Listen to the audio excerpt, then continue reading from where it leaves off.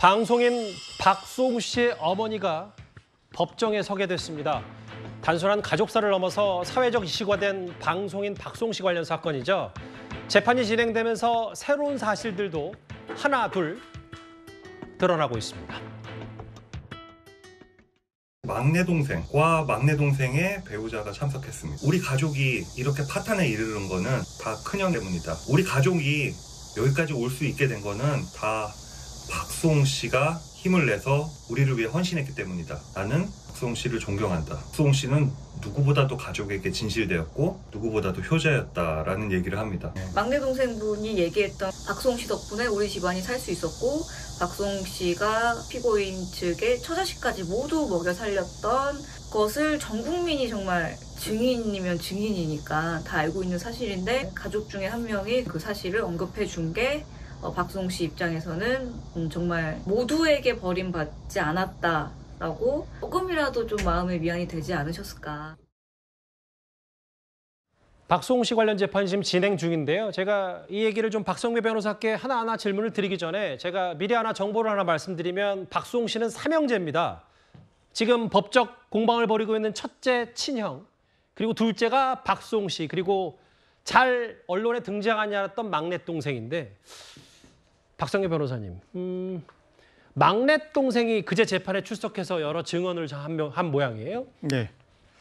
박송 씨 변호인 측의 전언이긴 합니다만 막내 동생이 자신의 진술로 부모님과 갈라서지는 않을까 걱정을 했다고 하는데 예. 그럼에도 불구하고 법정에서의 진술은 상당히 강합니다. 큰형이 자신을 착취 대상으로 여긴다고 느껴졌고 자신과 아내의 계좌가 큰형의 횡령에 사용되었다고도 주장을 했습니다. 그러면서도 큰형과 사이가 상당히 좋지 않다는 취지의 진술도 했는데 예. 피고인과 사이가 좋지 않다는 진술 자체로 신빙성의 의문을 제기할 수는 있습니다. 그렇지만 예.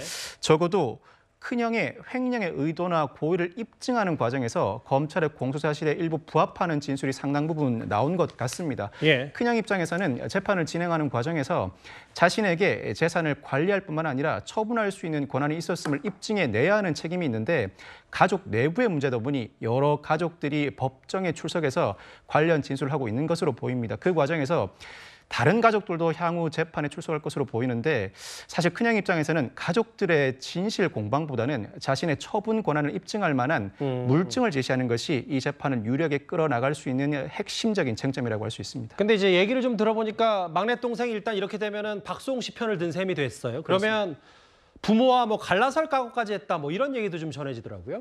아마 이 진술 자체가 부모님이 현재 큰형의 편을 들고 있다는 취지로 읽힙니다. 그 과정에서 자신이 오랜 기간 큰형과 연락을 하지 않고 지내왔는데 이 상황에서 큰형에게 불리한 진술을 하는 것 자체가 부모님의 심기를 건드릴 수 있다는 걱정을 한 것 같습니다. 그렇지만 사실관계를 온전하게 진술을 해야 한다는 책임감을 느꼈다는 취지로 전해지고 있는데 예. 아마 향후에 부모님 모두 법정에 출석할 것으로 예상됩니다. 그 과정에서 가족들 간에 하나의 사실관계를 두고 다른 진술들이 상당 부분 오고 갈 것으로 보이고 재판이 길게 이어지느냐 짧게 끝나느냐는 피고인의 태도에 달려 있습니다. 아마 피고인이 이 과정에서 가족 내부의 의사결정 과정, 가족들 진술을 통해서 자신의 방어권을 행사하려고 하는 것으로 보이는데 여러 증인들이 나오는 이상 재판이 상당 부분 길어질 것이라고 예상합니다. 이게 사실 62억 횡령 혐의고 가족 간의 단순한 다툼 수준은 넘어섰기 때문에 이제 잘잘못을 분명히 가려야 될 것 같긴 해요.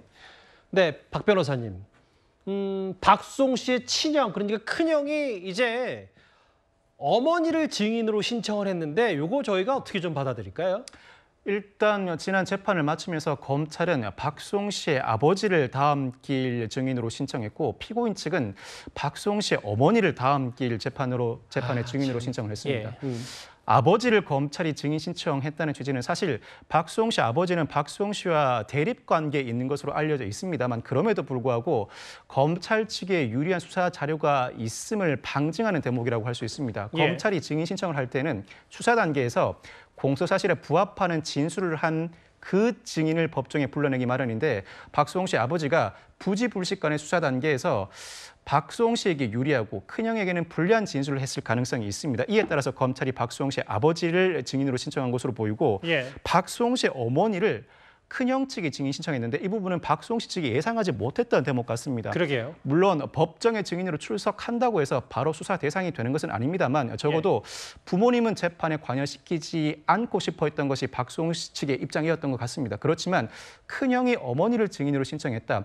참고로 큰형은 이 사건으로 구속 기소됐습니다만 구속기간 만료로 현재 불구속 석방된 상태입니다. 아하. 그 과정에서 피고인 측이 증인 신문을 신청할 때는 일정 부분 그 증인과 교감을 이룹니다. 그 교감을 이룬다는 의미가 어떠한 진술을 해달라고 요구한다는 취지가 아니라 이 증인이 법정에 출석했을 때 우리에게 유리한 증언을 해줄 수 있는지를 확인하는 그 절차는 거칩니다. 아마 어머니로부터 그와 같은 확인 절차를 거쳤기 때문에 피고인 측이 적극적으로 박수홍 씨 어머니를 증인으로 신청한 것으로 보이고 이후 어머니가 법정에 출석한다면 예상컨대는 이른 큰형에게 유리한 진술을 할 것으로 보입니다만 검찰이 이를 그대로 내버려 두지는 않겠죠. 여러 사실관계를 들어 반대 신문을 통해 공소사실을 입증하려는 노력을 상당 부분 개진할 것으로 예상합니다.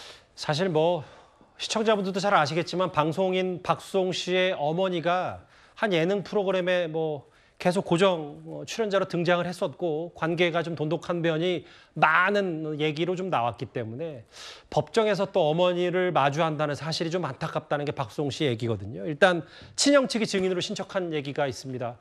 재판이 하나둘 진행되면서 더 안타까운 얘기들이 좀 흘러나온 것 같습니다.